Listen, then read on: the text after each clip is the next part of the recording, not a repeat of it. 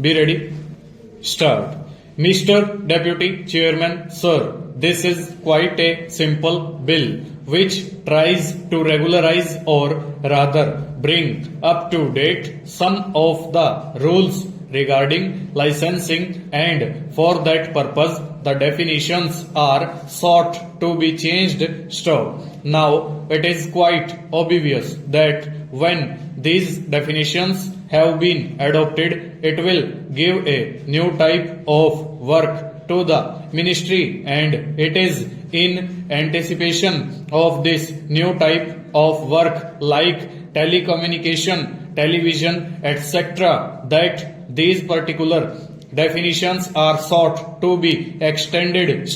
It is therefore quite relevant to point out that the new responsibilities which the ministry is undertaking as a result of the changes in the definitions of the terms for the purpose of licensing could be effectively discharged only if the administrative setup is also suitably changed so as to make it possible for these new responsibilities to be adequately discharged.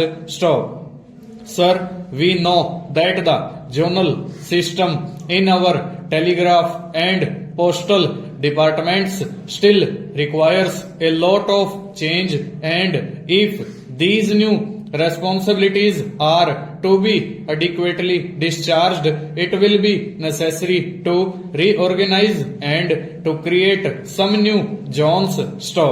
For example, a zone for Gujarat might now become necessary in view of the fact that the new state has come into being, and it is desirable that there is a special zone which looks after the needs and requirements of that particular area. Similarly, there may be other areas also where it may be necessary to create new zones so that administrative bottlenecks could be avoided and new responsibilities could be effectively discharged. Still, more important than this reorganization of the administrative setup wherever necessary and desirable is the question of the efficient, loyal and willing service of the employees.